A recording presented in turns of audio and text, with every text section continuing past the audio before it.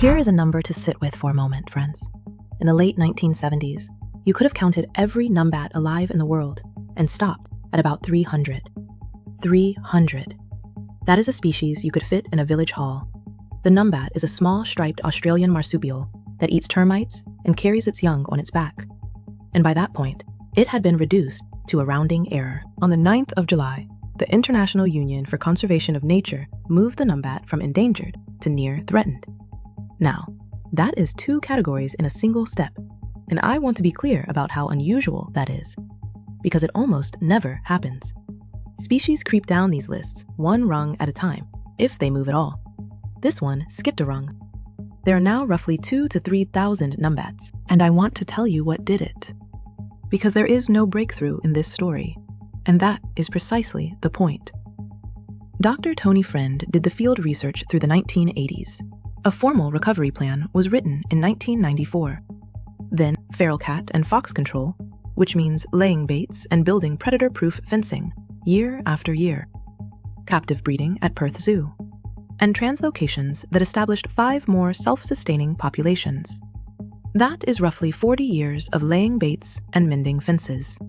No miracle. Just people who kept turning up. Professor John Winarski, who co-chairs the IUCN's Australasian Marsupial and Monotreme Specialist Group, said the thing worth quoting in full. Long-term, strategic, and collaborative conservation effort works. Without it, invasive cats and foxes will continue to drive Australia's small marsupials and native rodents to extinction. Now read the second half of that sentence again, and then read it against the very same document it came from. Because the same Red List update that downlisted the numbat also declared 15 animal species extinct. 5 of them were Australian marsupials. So one page, published on one day, carries both the proof of what works and the record of what happens without it. Those 2 columns are not describing different worlds, friends. They are describing the same country, and the entire difference between them is whether somebody showed up for 40 years. 2 honest limits, and neither is small. The first is that near threatened is not safe. It sits one single category above vulnerable. And what it means is that this species would slide straight back if conditions changed. The second is bigger. This recovery is entirely management dependent. The numbat is not surviving because Australia's cats and foxes went away, because they have not gone anywhere. It is surviving because people keep killing them. Stop the baiting, let the fences go, and that graph turns around. And yet, 300 animals became 2,500 because a man did field research in the 80s and other people took it seriously enough to write a plan. And then a great many more people spent 4 decades doing dull, repetitive, unphotogenic work in the bush.